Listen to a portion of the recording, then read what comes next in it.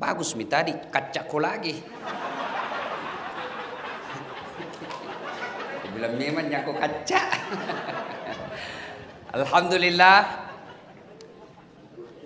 saya perjalanan ya rehat sejenak. Makassar, zona merah. Saya bilang, kameramen saya, Bapak Ibu kalau selalu nonton YouTube, ya kan? Itu yang ulang tahun yang ngambil gambar selama ini. Bapak Ibu bisa lihat ceramah saya karena jasa-jasanya ngambil gambar. Itu Idam Ama namanya. Pakai baju kuning, ya kan? Takut ton sama istrinya itu. Ulang tahun lah dia. Saya bawa. Saya komunikasi dengan Ibu Una. Ya. Oh ternyata datang Maki Ustadz. Saya ke Bira.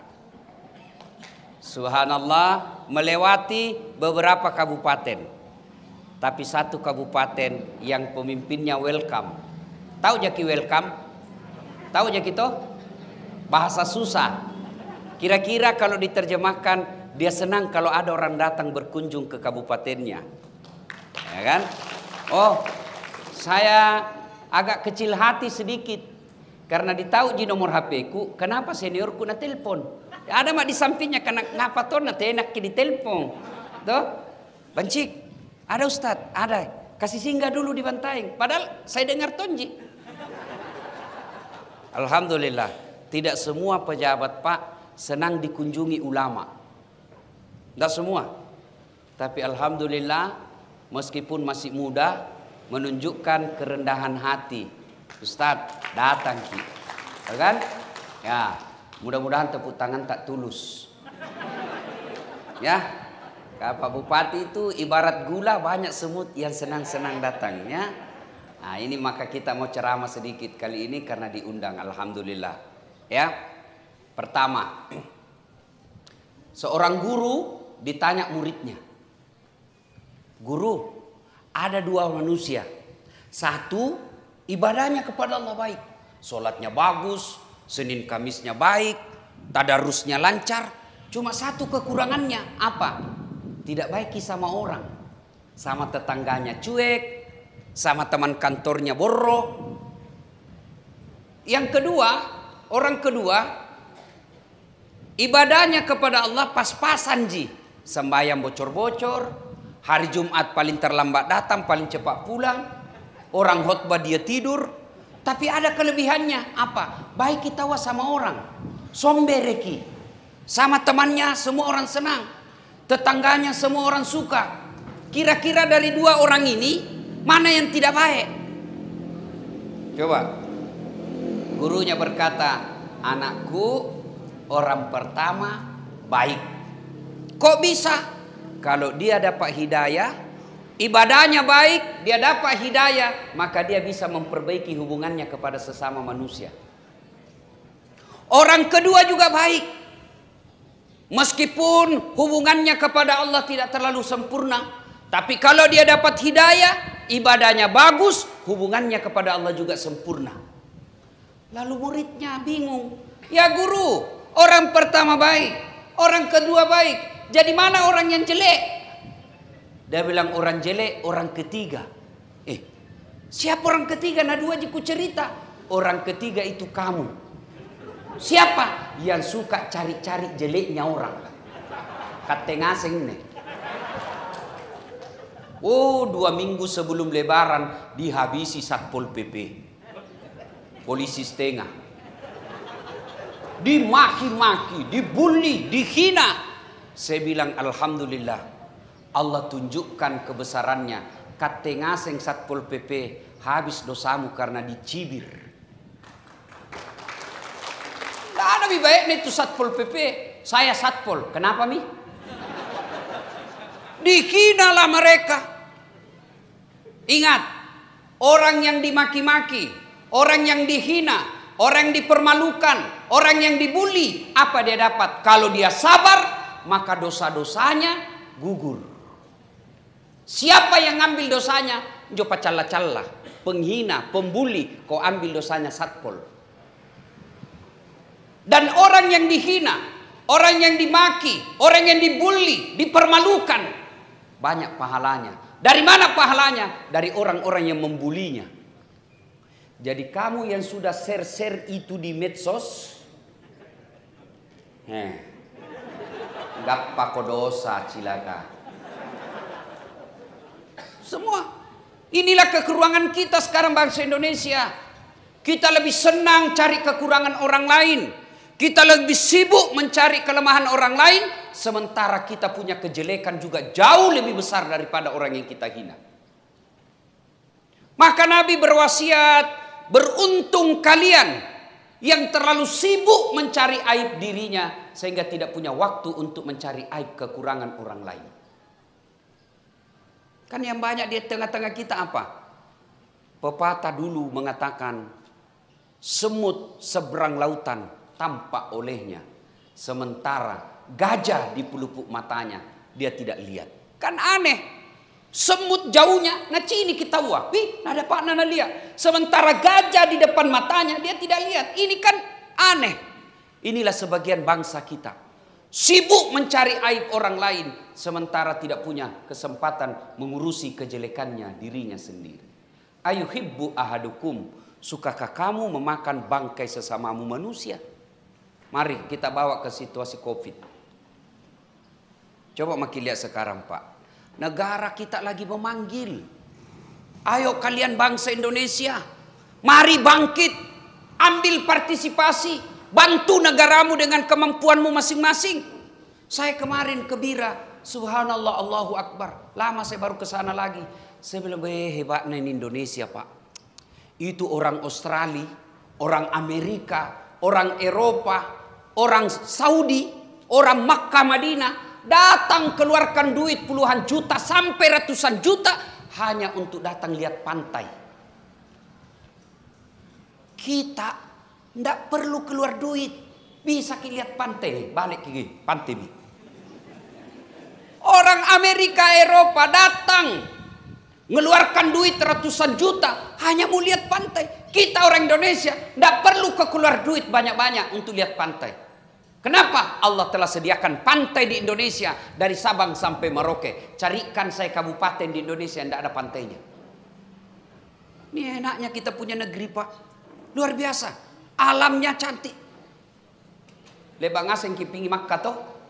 Bapak Ibu pernah ke Mekah? Pernah ke Mekah? Yang belum mudah-mudahan segera. Coba itu dari Mekah ke Madinah. Lihat itu Pak. Gunungnya orang Arab. Lihat gunungnya orang Arab.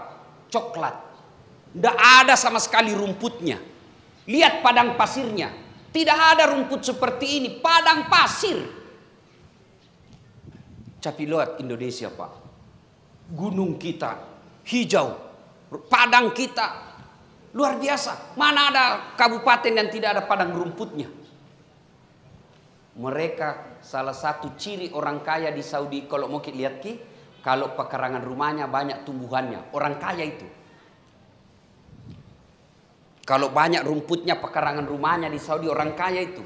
Kalau kita di Bantaeng, kalau banyak rumputnya pekarangan rumahnya orang malas. Subhanallah. Allah ciptakan negara kita ini. Orang Arab teman saya dari Mekah kemarin.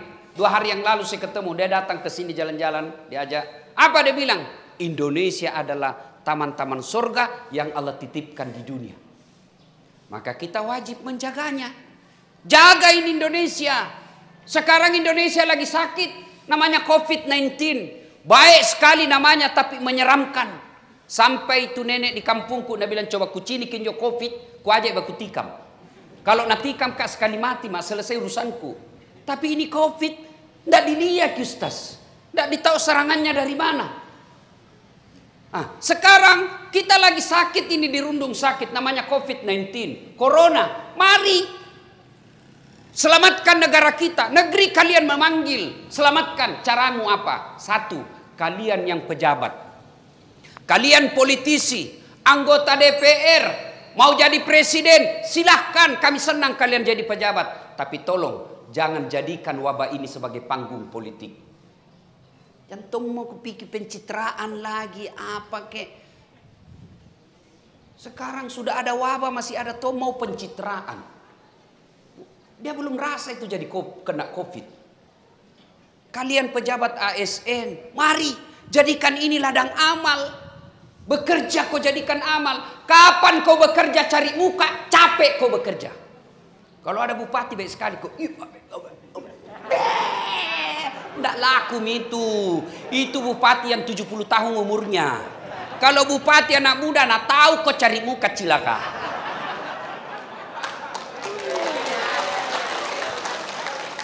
Pak Bupati juga harus tahu, kentara gitu orang yang penjilat. Kalau dia cari muka kasih tahu, kau kira tidak ada mukaku?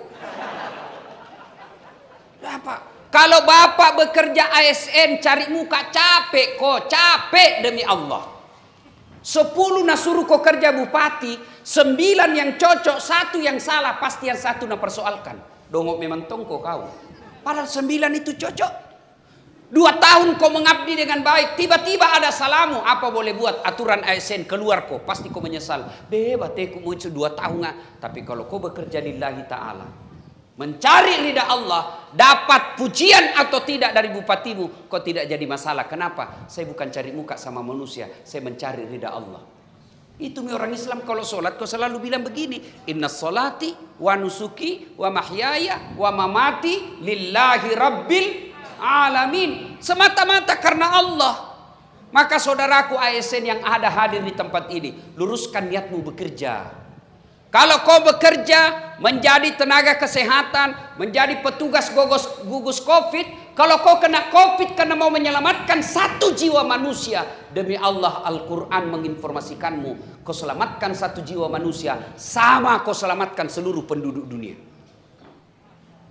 Tapi kalau kau kejar bonus, kejar honor, apa cetong? Berapa bonusnya?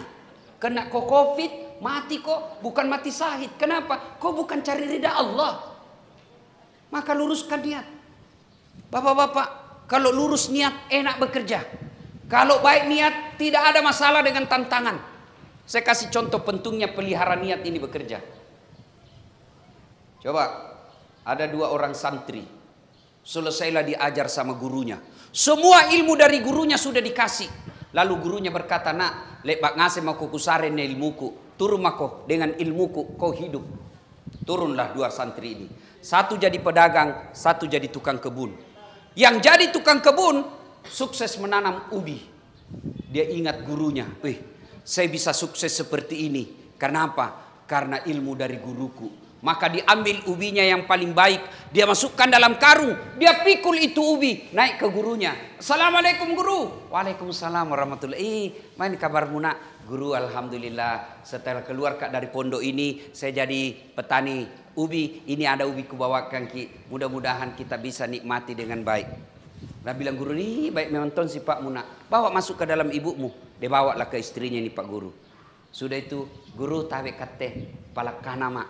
Mau mak pulang ini. Dia bilang guru nak tunggu dulu nak. Duduk dulu mako dulu. Duduklah ini buritnya. Masuk ke istrinya. Ibu apa tahu dikasih gitu anak tak baik nak. Nah bawakan ki ubi 1 buah karung. Nah bilang istrinya tidak ada. Dah enak tahu masa tidak ada mau bawakan. Tidak ada Pak Guru. Cari kau dulu. Dia bilang ada jitu. Nah bawakan ki kambing kemarin 4 camak.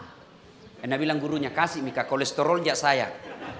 Akhirnya kambing dari Pak Camat. Dia bawa pulang itu tadi anak murid. Di perjalanan ketemu sama itu temannya yang pedagang. Batu kemeko cikali. Dia bilang datang rumah anak guru. Nah kenapa ada kambing kau bawa? Nah bilang itu mi guru tak kau dong. Baik namamu kasihan. Ku bawakan jiubi. Nah kasih ke kambing. Ini pedagang langsung jalan kalkulatornya. Namanya pedagang Pak Bupati mikirnya untung rugi. Nah karena ini saja bawa ubi, ini sari kambing. Apalagi kalau lebih dari ubi. Pulang dia ke tokonya. Dia ambil mobil open cup. Nah isi sembako, beras, gula, tepung. Naik 1 mobil. Assalamualaikum guru. Waalaikumsalam. Apa kabarmu nak? Saya jadi pedagang guru. Ini ada kubawakan ki sembako 1 mobil. Semoga bermanfaat. Baik nak. Cerita-cerita nak bilang, guru, tabe mau mak pulang dulu. Nak bilang, guru tunggu dulu nak, duduk mako di situ. Masuklah ini nak bilang, gappa mak. Nak bilang, ibu, apa dikasih tahu itu murid tak? Nak bawakan kau 1 mobil sembako. Nak bilang, tidak ada. Masa pulang kosong ini? Tidak ada, kecuali itu ada ubi nak bawa teman nak kemari. Sudah Mi, kasih misalnya itu Umi, daripada kosong iko dong. Akhirnya pulang bawa ubi. Kemarin pergi temannya bawa apa? Ubi. Pulang bawa kambing. Hari ini temannya datang itu pedagang, pergi bawa sembako. Pulang bawa ubi. Ubinya lagi temannya. Ketemu temannya dalam hatinya, nah ubi itu apa? Begini juga kita ASN. Sama kerjata, sama waktunya, sama kita punya baju. Demi Allah, ada yang pulang bawa ubi, tapi mudah-mudahan lebih banyak yang pulang bawa kambing.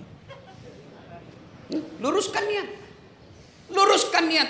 Maka ASN negeri memanggil kalian, negeri memanggil kalian. Ketika Anda ditugaskan gugus COVID, ketika Anda ditugaskan untuk menerapkan ketertiban, maka lakukan. Bukan karena taat kepada bupatimu, tapi kau ingin mengabdi kepada sesama manusia, lillahi ta'ala, semata-mata karena Allah. Anggota DPR, mengabdilah. Di sini ada ketuanya. Bagaimana kalau negara memanggil kita? Carilah jalan keluar, bikin perda yang bisa membuat masyarakat ini betul-betul bisa terhindar dari COVID. Suara, karena anggota DPR itu haknya hak bicara banyak. Kurang lebih sama ustaz. Kalau ustaz hak bicaranya juga banyak. Tapi kelebihannya anggota DPR, dia bisa bikin perda. Kalau ustaz tidak bisa bikin perda, hanya bisa membantu anggota DPR sosialisasikan itu perda. Maka begitu ada perda, undang tongko itu ustaz. Untuk apa? Sosialisasi. Tapi tolong juga anggota DPR, sebelum kau bikin perda, undang tong itu ustaz bermusyawarah. Berikan masukan, kasih, ustaz ada ini begini. Apa masukanmu? Jangan nanti tertumbuk kepalamu, baru kau undang tokoh agama sebagai pemadam kebakaran. Pret. Itu bagus juga itu. Bapak punya ramperda, ajak tokoh agama, bukan cuma tokoh agama Islam, ajak Nasrani, ada Buddha, tokoh-tokoh agama, orang tidak beragama sekalipun ajak, karena dia punya hak hidup bernegara. Nah sudah, ini ada rencana ini bagaimana pendapat ulama, bagaimana pendapat pendeta. Sudah itu, barulah kalau mereka dianggap dilibatkan, tokoh-tokoh agama merasa dilibatkan, begitu sudah jadi perda, mereka punya tanggung jawab untuk menyampaikan kepada umatnya. Ayo, anggota DPR. Para politisi, mari negeri memanggil. Jangan kau jadikan ini wabah sebagai panggung politik. Menyerang kiri kanan. Calon ini menyerang, dia serang kiri kanan. Kapan kita selesai dengan COVID? Pengusaha, kontraktor. Ada kontraktor di sini? Tidak ada, Ji. Teman aja kontraktor banyak tau.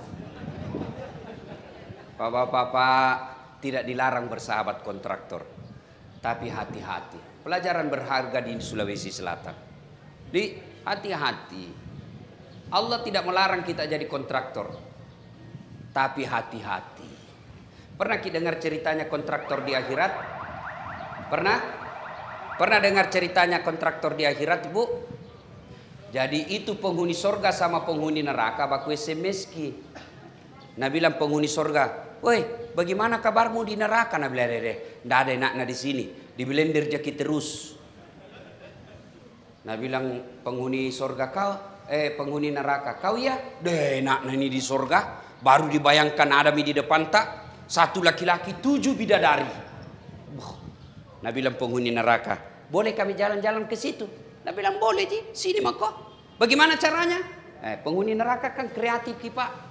Nah bilang gampang, kami dari neraka bikin jembatan, kamu juga dari sorga bikin jembatan, ketemu ki di tengah nah, setuju? Setuju, lelang proyek. Keluar pemenang tender, waktu pekerjaan 3 hari.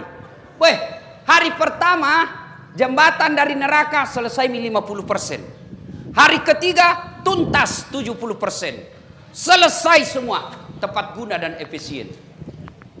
Jembatan dari neraka sudah sampai di tengah. Dia lihat-lihat dari surga, kenapa belum dimulai jembatan dari surga ini dimulai? Nah, kita sudah sampai, teriaklah ini dari neraka. Woi Cika, bos, kenapa belum mulai proyekmu? Kami ini sudah sampai di tengah.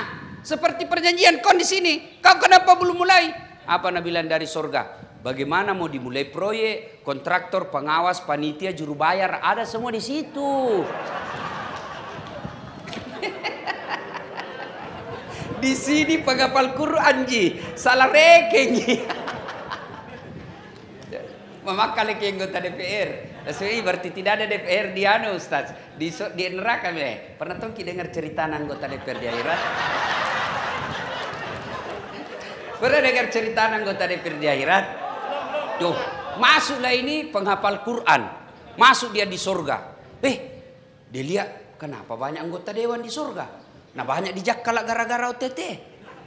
Dia pergi protes sama penjaga surga. Malaikat, kenapa banyak diisi anggota dewan dalam surga? Nah banyak itu korupsi. Nah bilang malaikat, jangan ribu, reses jini. Sebentar lagi dia balik.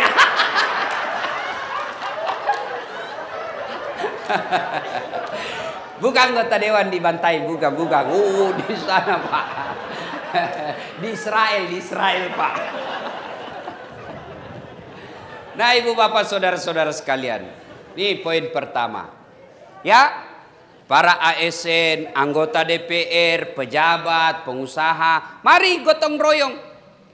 Ulama, para ustadz, ini saatnya kau berikan pencerahan ke masyarakat. Jangan kau lasangin neraka terus nu cerita. Saatnya bangkitkan imunnya orang, kasih gembira dia dalam dakwah, berikan dia harapan untuk tetap hidup. Ada juga penceramah Pak sangin neraka terus na cerita. Ada yang tidak ada enaknya dirasa hidup. Di rumah kita mau memiliki istri, piki warung kopi, nak kejar ki warkop, nak kejar ki utang, di jalan ki, nak suruh ki pulang satpol. Sampai di rumah dimaki-maki sama istri tak. Mikilah kita ke masjid. Mudah-mudahan di masjid dapat pencerahan. Sampai di masjid neraka terus kau dibakar, dilipat, ditusuk pantatmu, diguling. Nah bila anak muda jamak ke masjid dia pemalak-malak. Kasih saatnya berikan mereka berita gembira. Maka saya bapak ibu, ibu-ibu ini dengar. Kalau bapak ibu-ibu dengar ceramah saya selalu bicara poligami. Itu khusus di depan laki-laki. Tidak ada ibu-ibu di depanku. Karena ini bapak-bapak sini ke kodong mukanya ini ketanjak-tanjak ke masing ngasing kodong. Jadi di bapak-bapak. Maka saya ceritakanlah soal poligami. Senang dia mereka. Ya. Nah ibu, para ustadz, mari ajak mereka berdoa, ajak mereka, beritakan mereka tentang janji-janji surga, gembirakan mereka tentang harapan selalu berhidup yang panjang. Jangan saling memaki. Ini COVID, rekayasa manusia. Kalian masyarakat umum, bantu pejabat kita, bantu para ulama, bantu tokoh-tokoh untuk memberantas COVID. Dengan cara apa? Alhamdulillah, sekarang ada vaksin. Vaksin tidak aman, boleh kamu tidak vaksin. Tapi tolong jangan kau keluar rumah. Orang bilang tidak aman, saya satu keluarga sudah vaksin. Ada orang bilang, sudah vaksin mati Ustaz. Bayangkan Pak, kalau 2000 orang sudah vaksin, masa 2000 tidak ada yang tiba ajalnya? Coba, memang ada orang sudah vaksin meninggal, ya tiba ajalnya. Kalau 200, 300, sampai 2000 orang di Bantaeng sudah divaksin, masa 2000 itu dalam 1 bulan tidak ada tiba ajalnya? Orang vaksin, kenapa orang vaksin? Bukan karena dia takut mati, tapi apa? Ada orang bilang, sudah vaksin Ustaz, kena COVID. Betul. Karena kalau Bapak sudah vaksin, satu jika istimewaannya. Apa? Bapak kalau kena COVID, tidak terkapar dan tidak akan merusak jasadmu. Memang kena. Dan itu hasil riset, hasil penelitian. Bukan katanya. Punah katanya. Susah kok hidup itu. Islam sangat memuliakan pengetahuan. Islam sangat mengedepankan pengetahuan. Itulah sebabnya ayat pertama Allah turunkan bukan perintah haji, bukan perintah sholat, tapi apa? Iqra, baca. Berarti Islam kau dekati harus pakai ilmu, bukan perasaan semata. Ada orang sekarang beragamanya pakai perasaan. Katanya apalagi, tadi malam saya sempat berdebat sama anak-anak dari Riau. Katanya begini Ustaz. Saya bilang, siapa katanya kau? Siapa kasih tahu kau? Kalau kau tidak mau sesat, kalau kau bicara kesehatan, jangan kau tanya montir. Kalau kau bicara tentang kesehatan, salah kau kalau artis kau ikuti. Kalau kau mau ikuti artis, ketika dia bicara tentang sinetron, cocok itu dia. Kerjanya di situ. Tapi ketika kau berbicara kesehatan, dengar kau para dokter dan orang-orang yang sekolah bidang kesehatan. Jangan kau dengar politisi. Kau politisi itu segalanya bisa napolitisir.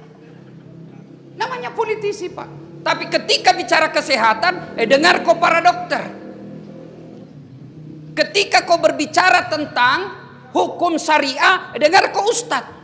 Maka saya bilang apa? Saya ikuti apa? Satu, saya ikut vaksin. Kenapa? Karena BP POM sudah mengatakan ini aman. Tahu namanya BP POM? Orang yang Allah berikan kewenangan melalui negara untuk menyelidiki semua itu. Itu BP POM. Kalau ada misalnya Persatuan Guru Republik Indonesia menyatakan vaksin aman dan boleh, saya tidak terlalu yakin. Kenapa? Karena bukan kerjanya di situ. Dia bukan mau mengajar murid. Tapi ini BP POM, obat-obatan di Indonesia dia yang teliti. Maka dia katakan boleh, aman. Oke, tidak cukup hanya aman. Kita orang Islam ada lagi namanya halal. Dan siapa yang menentukan halal? Jangan kau dengar dokter. Kenapa? Bukan kerjanya di situ. Kalau bicara halal, agama.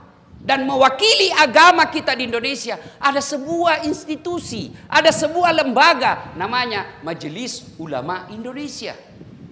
Namanya majelis, bukan dasat di situ. Namanya majelis, kumpulan orang-orang yang khusus belajar agama di situ. Majelis itu ada ahli tafsirnya, ada tafsir hadisnya, tafsir Qur'annya, ahli filsafatnya, ahli tasawufnya, ahli sejarah Islamnya, ahli psikologi, ada semua di situ berkumpul. Mereka bermusyawarah lalu mengumpulkan fatwa bahwa vaksin halal. Ada lagi bilang, ada ulama bilang ada vaksin yang haram. Betul, ada yang terakhir. Apa? Meskipun haram dalam syariat Islam, kalau dia menyangkut kemaslahatan umat, sesuatu yang halal bisa kok haram, sesuatu yang haram bisa kok konsumsi kalau memang mengancam jiwamu. Dan kita sudah tahu ini dari kecil, babi boleh dimakan meskipun haram ketika kau di tengah hutan. Kalau kau tidak makan mati kok, boleh kau makan itu.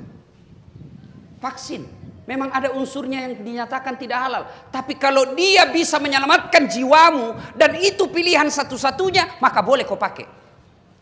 Kecuali ada 3 pilihan. Ini 2 haram, 1 halal. Jangan kau ambil yang 2 ini. Karena ini haram. Pakai kau yang halal.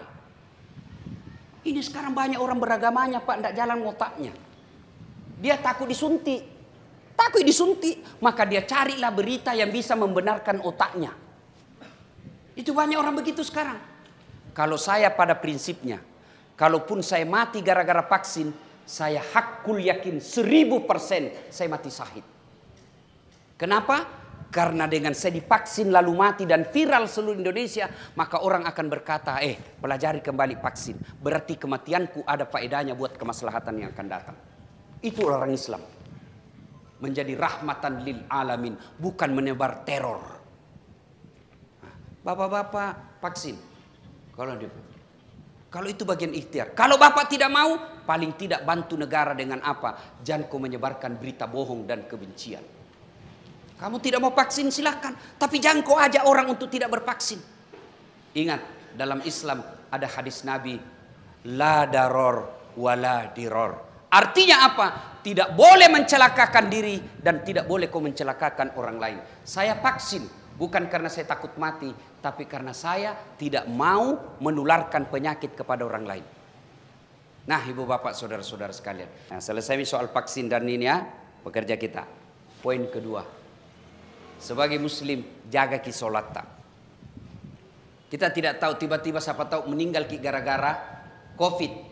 Tidak ada urusan, pasti tonjaki mati. Tapi kalau beres solat tak, Pak, tenang maki untuk kehidupan akhirat tak, tenang maki. Tapi kalau tidak solat ki, kecil itu vaksin siksaannya dunia. Tidak ada artinya ketimbang di akhirat. Coba dengar ini, Pak. Bapak-bapak ASN. Kalau Bapak dinonjokkan menjadi staf ahli yang tidak ada stafnya, masih ada pilihan. Masih minimal 2. 1 pensiun.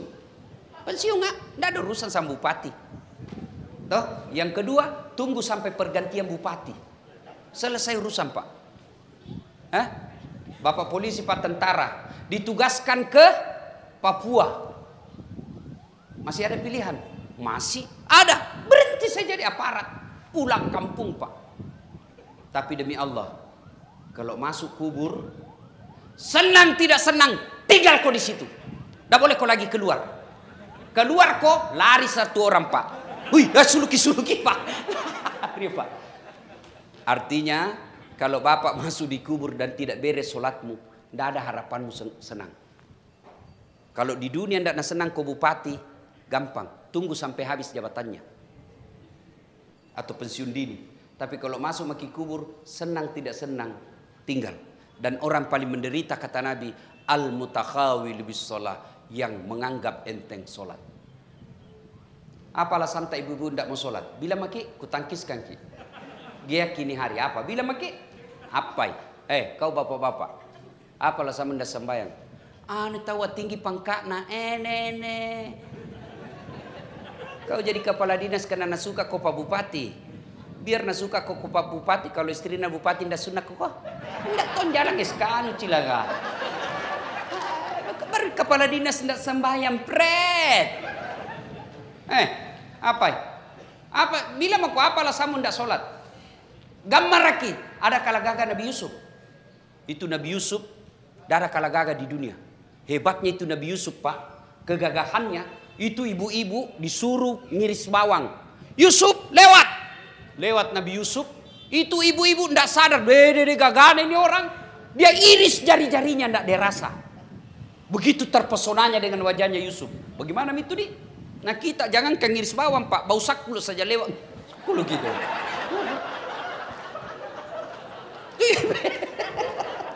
Hebat nih gagahnya itu Nabi Yusuf di. Tapi tetap beribadah.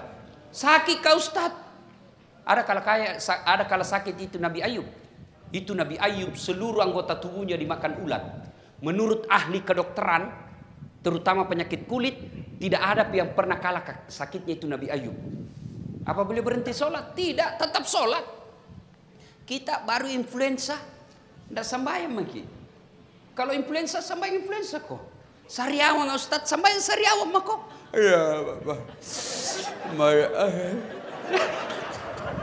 Nah tahu itu bilang sakit kok. Apa pi? Apa? Anggota DPR 5 tahun Cika. Terpilih lagi, alhamdulillah. Tidak terpilih, wabillahi taufiq walhidayah. Apa kok? Kepala dinas, anggota DPR, bupati saja tidak ada nilainya kalau tidak sholat, apalagi KT pengangguran. Apa pi? Sholat ki Pak. Tidak bisa ke berdiri Ustaz, duduk ki. Tidak bisa ke kan air, tayamum ki. Tidak pernah bacaan sholat ku hafal Ustaz. Berjamaah ki di masjid. Asal salat jamaah kalau imam sudah baca, diam makosah. Apa pi? Bilang mako? Tidak ada kecuali kutu. Malas lah. Ibu-ibu biasa banyak tidak sholat gara-gara apa? Haid. Bilang suaminya, kenapa belum sama? Belum pak bersih. Bilang suaminya, balik. Apa balik? Pacinikan ku ini. Apa yang pacinikan cilaka? Apalagi ibu-ibu banyak tidak sholat. Agak gara-gara apa? Jilbab sakaratil maut. Tak 3 lapis. Kuning jilbab apa? Ada lagi mirip-miripnya sedikit. Bila suami pikir sembayang sudah mau kujualkan sawah pergi umroh. Nabi sadar kok Pak. Sadar main kusur ke sembayang. Karena ndak lihat ini jilbabku 2 jam dipakai ini. Gara-gara jilbab ndak sholat. Nah, bapak-bapak banyak juga ndak sholat gara-gara tugas. Demi Allah, kalau kabupaten ini pegawai-pegawainya pelihara sholatnya. Kecil itu Pak, jadi makmur ini kabupaten. Kecil, Allah cuma mengatakan kun fayakun, jadi. Maka Pak Bupati, saya berwasiat kepada Dinda, kalau mau angkat pejabat dek, lihat saja sembayannya. Lihat sembayannya. Kalau ndak sembayang jangan kau percaya, Tuhan saja ditipu.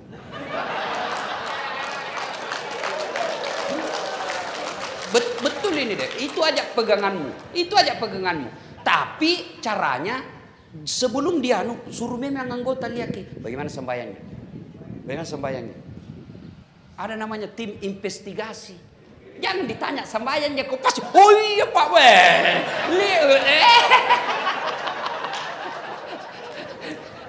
Disuruh ada tim kita yang pergi lihati bagaimana kalau dia baik sholatnya, insya Allah dia amanah. Sembahyang Ustaz mencuri ji. Untung itu na sembahyang, coba tidak sembahyang merampok. Nah ibu bapak saudara-saudara sekalian, banyak yang kita ingin sampaikan tapi waktu yang terbatas. Pada akhirnya mari kita selamatkan negeri kita dengan mengambil peran masing-masing sesuai dengan kemampuan kita.